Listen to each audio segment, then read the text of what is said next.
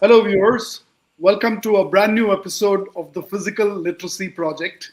This is powered by the Fumos app and presented to you by Revsportz Global. My name is Ashok Nambudri. I'm very excited about the show today. We have a bunch of very interesting people joining us. We have people from Canada. We have Rajesh from Qatar. We have Joydeep and Boria from India joining us. And I'm really looking forward to this discussion. All right. I'm sure all of us have in school, met up with somebody or known somebody at school who was extremely good at athletics. You know, that person who would ace the 100 meters dash every time or come first in the long jump every time there was a sports event every year. Do you sometimes wonder what happened to these athletes at the school level who did extremely well there and then kind of dropped off along the way? Did an injury besiege them? Did something happen to them? What is it that didn't allow them to make it to the national or the world level in terms of athletics or in terms of any sport? I'm sure all of us know somebody from their school who's been very, very good at the sports level, at the school level, but not really made it. And that leads us to the theme for today, which is it really about talent when it comes to moving athletes from the playground to the podium? Or is it systems? How do you create champions? And that's what we're going to debate. First up, we have Joydeep Karmakar on the show, Olympian athlete, Arjuna awardee, founder of the Joydeep Karmakar Shooting Academy, and chief coach of the Indian shooting team. He represented India in the 2012 Olympics, and he now plays an active role coaching at the state and national level. Joydeep, welcome to the show. Hi, Ashok. Okay, so Joydeep, we are not going to get into the nitty-gritties of shooting, but I'm going to ask you perhaps what is a simple question. When you look back at your journey, what part of your physical and mental development happened long before you ever picked up a rifle seriously? Wonderful question, actually. It is not always about the professional sports we talk about. We should go to the basics, I guess, and start from there. One of your questions, we were just asking that all of us definitely knows that some athlete in the school who used to be very good in athletics or long jump or wherever then right now. So yes, of course, I knew one, but unfortunately, it's myself. So I was a school champion in 100 meter. I was a long jump record holder in school, and unfortunately, I'm not an athlete anymore. I'm a shooter rather. But definitely, there were others also who we looked up to. But I would go to the school days, and of course, our young, the younger days when we used to hit the ground regularly. And I think that made not only a physical literacy level awareness, but a little bit of competitiveness also has been instilled from those days. I remember when I used to come back from school, take my lunch and have a little bit of nap or try to pretend to take a nap because mother used to tell me take some rest, and then I used to wait. I think 3:30 p.m. when that window, a little gap in the window, my friend will call my name, and I'll have that jump out of my bed and run to play any sport. I used to play kabaddi. I used to train in badminton and cricket also, and yes, a martial art also. So I think those formative days made a huge difference as to how I evaluate myself, how I control my movements and my body. The awareness grew from then only. Yes, of course, as a sport, as a shooting, as you know, it's a very static one. It is not a dynamic one that you need to have a tremendous level of fitness. But we do have, what we have is that tremendous minute motor function control. And that is also very important because if we don't know our body, or what we call as proprioception, muscle memory, we will be never good at it. So we need to shoot in between the heart beats. We have to control our pulse. So there's a lot of, like, micro adjustments we need to make while we are in a shooting match or in training. So every kind of awareness about your own body, I think, is utmost importance in any kind of sport, whether you are a professional or, like, just to be healthy. And of course, coming to the mental part also, as I told you, martial arts gave me a lot of mental grit and competitiveness. The determination also came from the martial arts. I think everybody should try some kind of martial arts in their formative year, so that that can help in their professional life also. Very interesting. So you're saying that you actually have to shoot in between heartbeats. Amidst all that you said, that really stayed back with me, and I'm going to pick that up later on in the conversation. All right. We also have Jace Ferguson joining us. He's the founder of Play Sport. He's also the curriculum advisor for the Fumos app. He's been a leader working in the area of advancing physical education, and he has a lot of experience spanning classroom teaching, provincial leadership roles, as well as serving on the Health and Physical Education Council of Alberta and vice president of pedagogy, curriculum development, and international work across the Middle East, East Asia, Australia, and Europe. He has supported countless teachers, students, and school communities when it comes to physical literacy, and his work focuses on developing comprehensive physical education practices that foster student growth, enhance staff well-being, and strengthen community development. Jace, welcome to the show. Thanks for having me this fine afternoon, morning. Great. So you heard Joydeep talk about what it takes to be good at whichever sport you pick up. We'll go deep dive straight into the systems that drive some of these aspects. The question I want to ask you is, globally, what do the best education systems do differently when it comes to physical literacy? And it's interesting to kind of listen to Joydeep's journey, and he kind of touches on some of the things that some of the most successful programs internationally are doing. And it's providing those opportunities for students to simply become engaged. Now, it's much more than just offering that opportunity. This has to be done with purpose, with meaning, with an endpoint in mind. I can only imagine that, Joydeep, when you were a young child, you probably didn't imagine you're going to be an Olympian level shooter. You were running the 100-meter dash. You were running all these athletic events. You had the opportunity to be engaged in these. But it starts for more than just those events. It actually starts with like the outcomes that are provided. When I talk about outcomes, it is what do schools and governments mandate are being taught in their classrooms and in their curriculum and in their programs. Now, looking at some of the different outcomes and different curriculums throughout the world, it all really starts with good research-based practices, understanding what is physical literacy and how that can be interwoven into the educational journey and experience for children. There's been a lot of research over the past 20 years that has drastically changed what physical education looks like to what it could potentially be. So combining some of that physical literacy research, but also combining it with long-term athlete development, which is also founded in physical literacy progress and learning. So it really starts with that, and having well outlined and well described outcomes that provide a solid roadmap for educators in the schools to start crafting those experiences. And that kind of ties into the second piece, is like schools need to take these outcomes and create that inclusive, meaningful framework. And what I mean by framework is, what would that journey look like for a child who's first entering school to when they leave school? What could that journey look like? What are the different paths and opportunities are available? And how does that tie into some of the research-based practices, age-appropriate activities, and developmental benchmarks? So it also almost comes down from, like, now it's away from what are programs and systems doing on a national and educational government level to what are the schools doing with that information.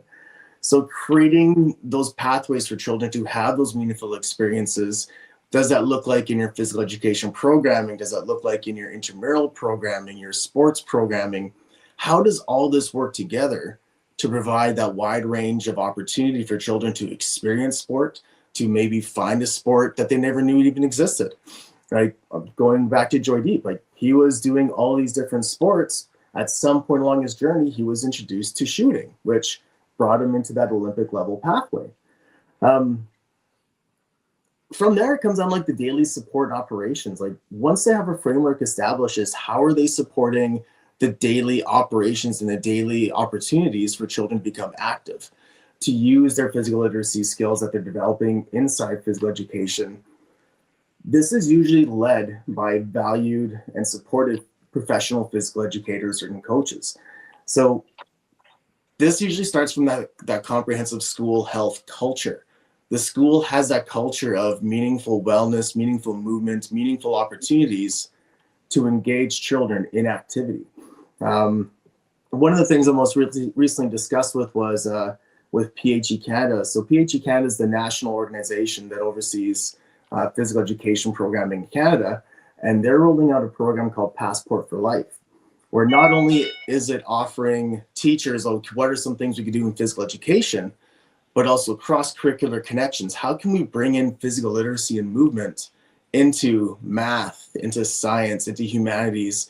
So it's not just going from just inside one piece, but also cross-curricular across the whole school. It's now becoming an interwoven piece in that child's academic and school journey. Another thing that really sets apart successful programs is ongoing professional development.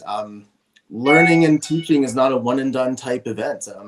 Research is always changing, new things are always coming to light, and schools and organizations that support the ongoing education of teachers and the people that are championing these programs, that's where I really see the difference with some of the best education systems and education systems that need support, is how are they supporting those people that are the day-to-day champions? Are they providing opportunities for professional development? Are they providing opportunities to engage and collaborate? Maybe connect with other people internationally, connect with people in their own community. How are they supporting that professional journey so that they can bring the best tools to the table to engage their children in a meaningful educational experiences? Like, kind of roundabout ways, like it's a four-pronged approach for what some of the best education systems in the world are doing. Is they start with the big thing. What do they want to do, and how do we build the systems to support that in the daily execution? Yeah, interesting. Jace, we'll come back to you on that. But something that you just said, gives me a perfect segue to ask Rajesh something that I've been waiting to ask him for quite some time. Rajesh, as you know, viewers, is the senior partner RSM at Qatar and Bahrain. Welcome, Rajesh. Quick question to you here, based on what Jace said. From a system standpoint, where do you think the pipeline breaks between school sport and elite sport in India? What I'm referring to is what Jace spoke about in terms of how the programs are, intertwine physical literacy with other curriculum, math, humanities. He gave the example of that. Does that exist? Is that a template that could work perhaps in India? I think yes, definitely.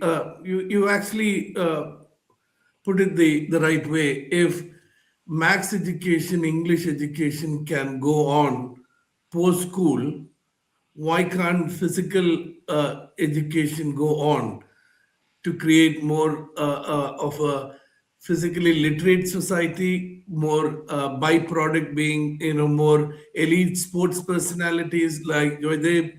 I mean, these are our system actually today doesn't. I mean, there's definitely a break between the time when kids leave the school and to the next level when they continue with their education. I think the whole thing takes a back burner. And we have seen in the careers of many sports people, I've seen Boria interviewing some of them, where they say, I had to make a choice between science and cricket.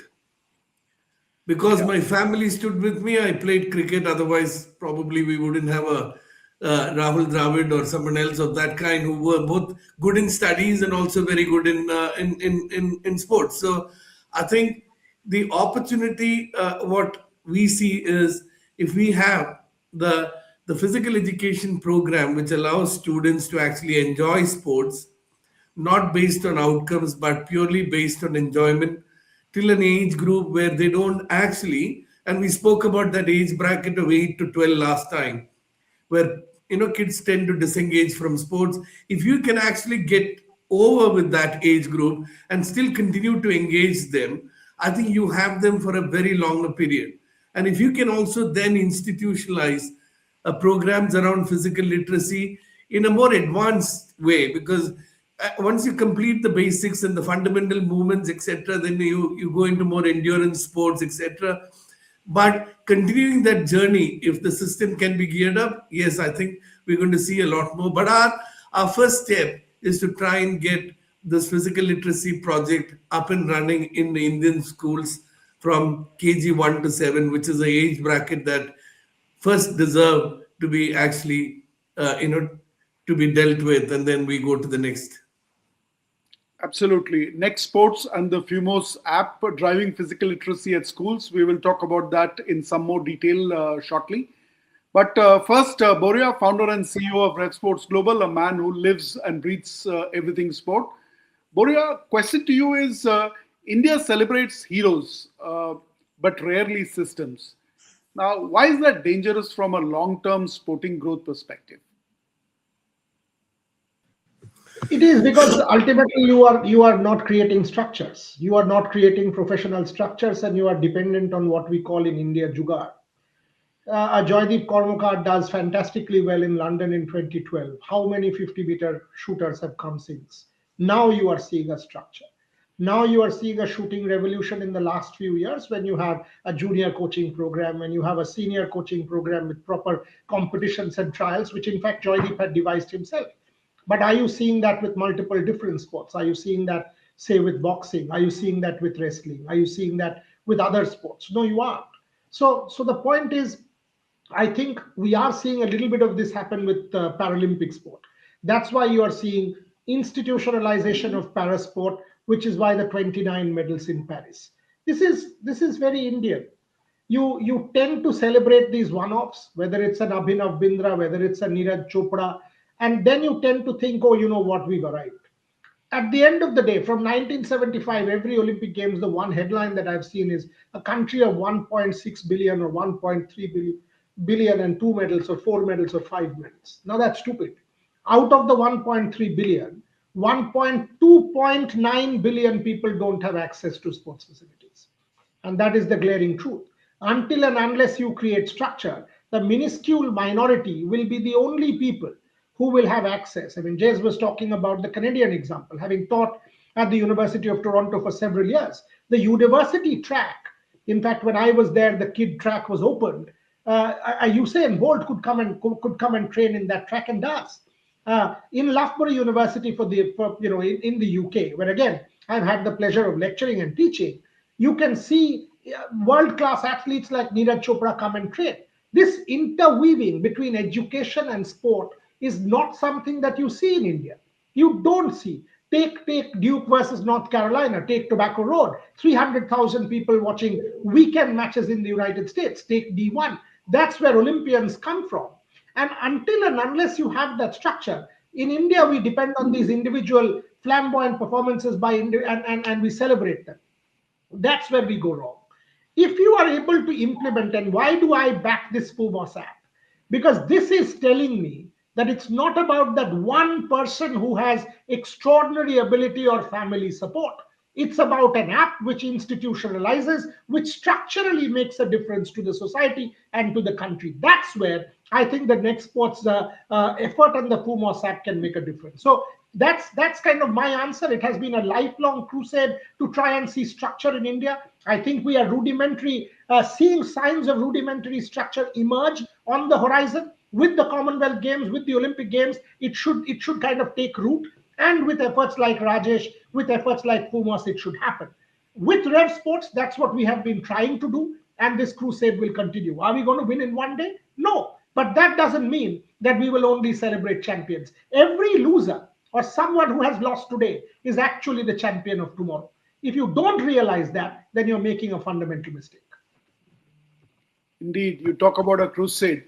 Jace, I'm going to come to you actually now. Given what Boria said about interweaving the systems, very curious now to understand how does the Fumos app design, how does that design a curriculum that builds confidence, coordination, and resilience, not just fitness? Well, and this actually ties back to something that Boria and Rajesh both mentioned, is the systems in place for the KG1 through grade 7. Now, these are your foundational years for physical literacy development. These are looking at the research. This is when we start setting that foundation for all the tools that children need to not only be active for life, but potentially go through that competitive pathway as well. And this starts with like that quality, meaningful physical literacy, starts looking at the whole child from there. It's not just about the skills. Joydeep talked about like there's the muscle memory and those pieces like that, but there's that social emotional piece where he has to learn how to regulate his emotions to bring his performance to a level that is exemplary. So when we looked at developing the curriculum, we looked at what are the different domains of creating this opportunity. And looking back at some research, we not only were looking at the physical development, but also the cognitive development of the children, the behavioral and motivational development, and also the social development of children as well. And that's where a lot of the work with the app kind of started, is what does this actually look like? If we're going to look at developing beyond the physical, which involves our stability skills, our locomotor skills, object control skills, movement skills, combinations, what do the other pieces look like, and how can we purposefully and meaningfully weave these into lessons?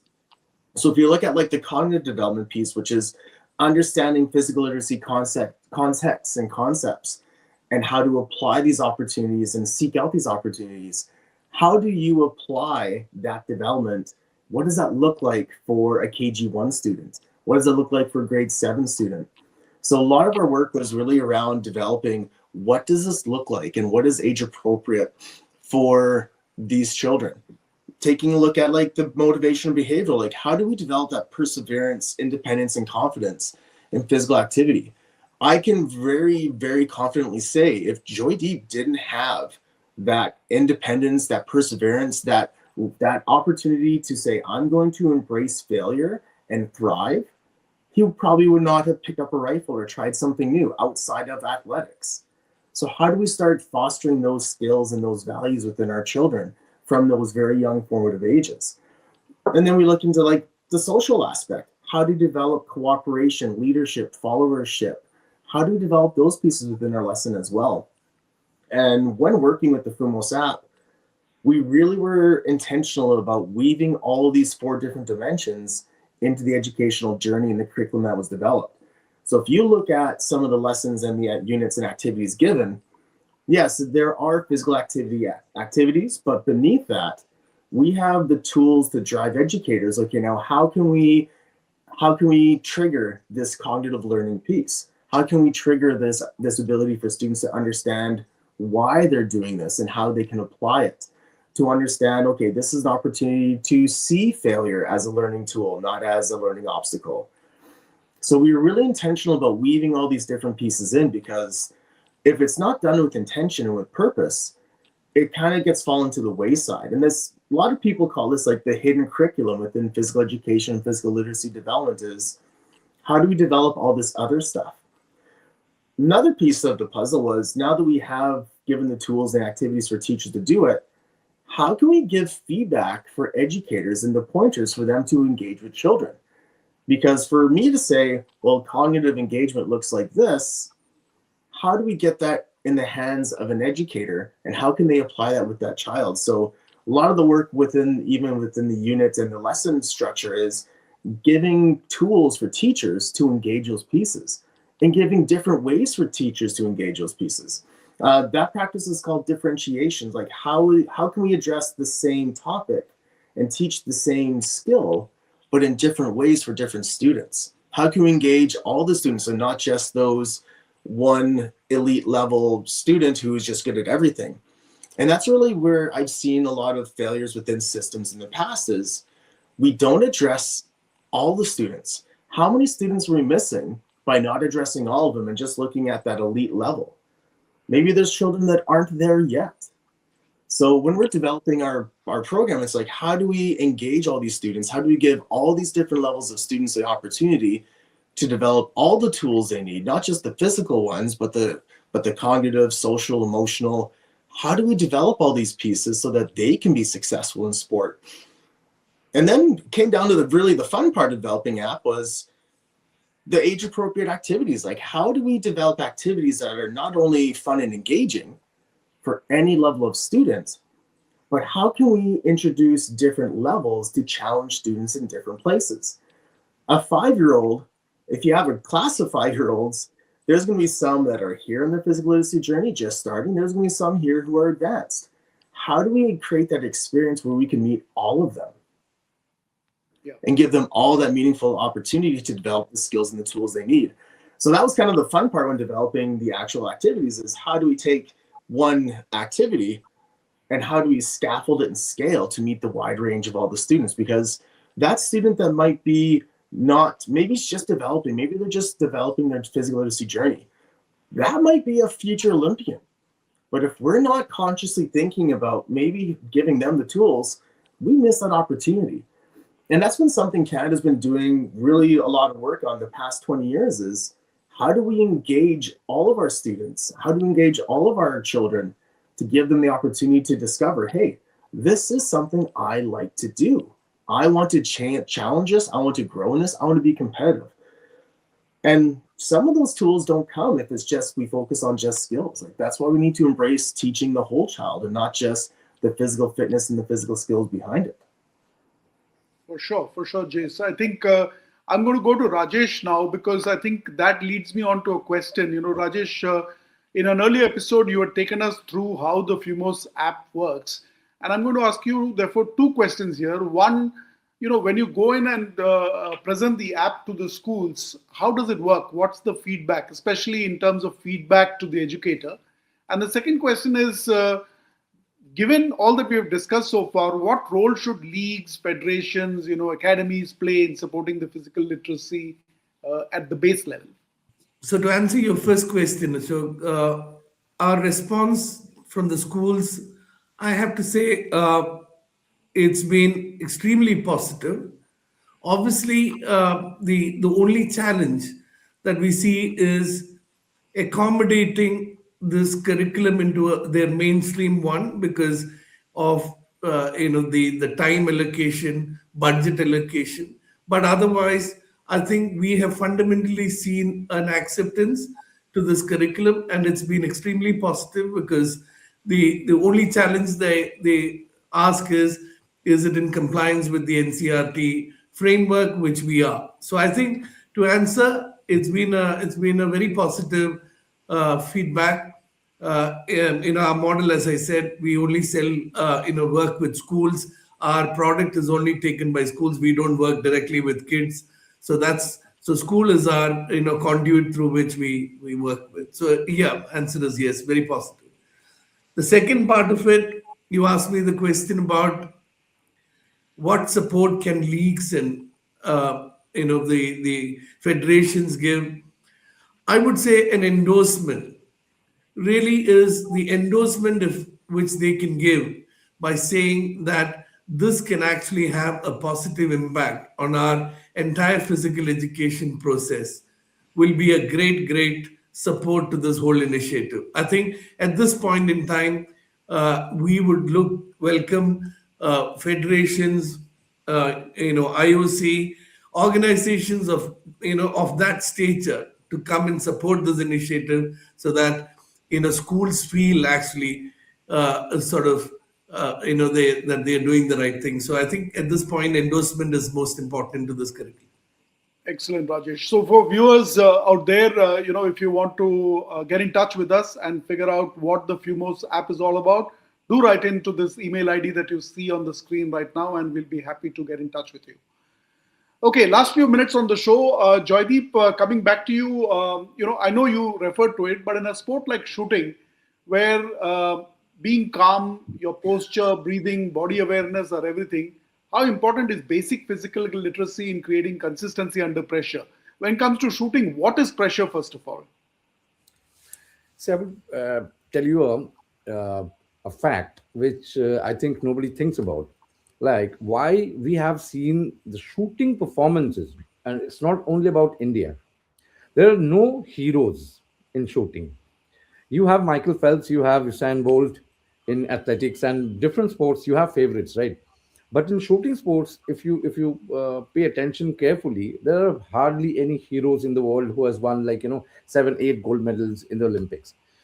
The reason is, in a sport where a super exertion can win you a medal, like if you have to run faster, you can. If you have to jump higher, jump longer, that's the physical ability which you're going to stretch from your technique and from your mental grit also. But in a sport like shooting, how can you be more calm? How can you be more still? There is no unit of measurement how you can be still. So that is where the challenge comes in. And here, the fine motor functions come into play. As I say, it is extremely difficult. Even like as you're mentioning about the stressful moments, even the natural tendencies to either to fight or flee, but both things we cannot do. We need to fight, but we cannot be spending our adrenaline in a shooting match. So we need to be more calm.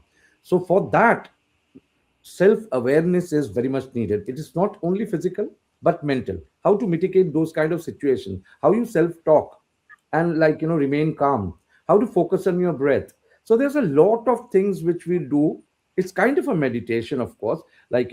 While I was shooting, there was not many courses of medication, as Jace was telling. It would be wonderful, like if I as a kid, uh, maybe I chose badminton as my sport, I wouldn't have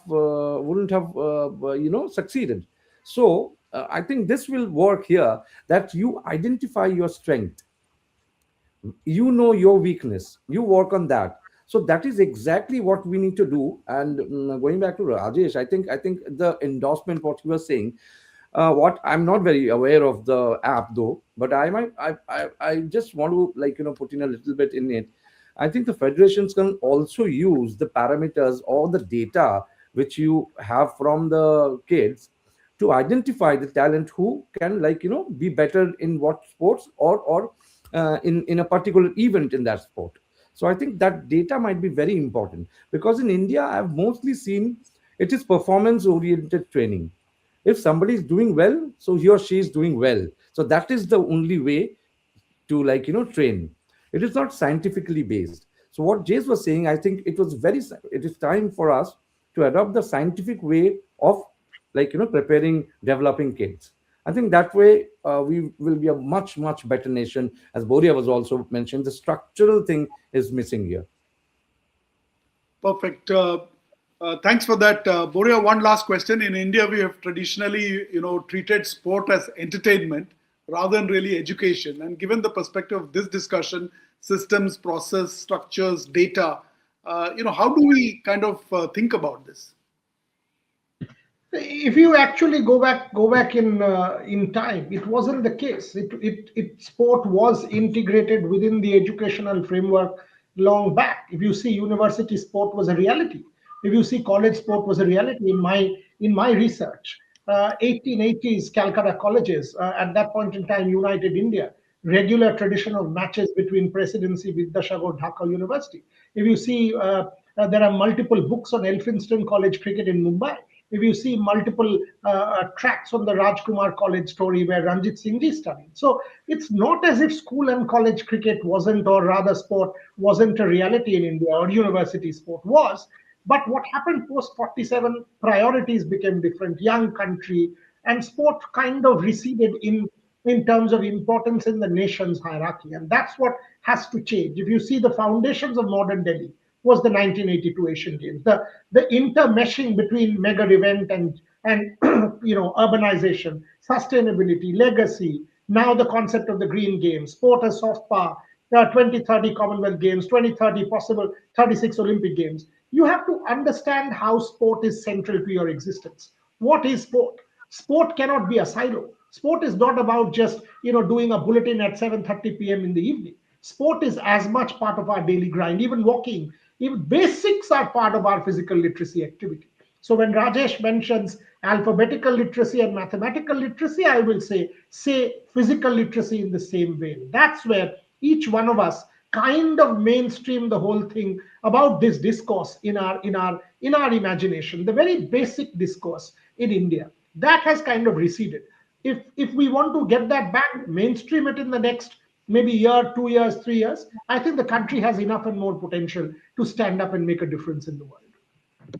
Perfect. On that note, we'll sign off for this episode. I think as India looks to its visions of hosting the Commonwealth Games and eventually the Olympic Games, what we're really saying is that we need to evolve a basic mindset towards community sport, make it a way of life, drive it with systems like what Next Sports Fumos app is doing, and that's really the way to go. Thank you so much, Jace, Joydeep, Boria, and Rajesh for joining me on the show. Thank you for the discussions.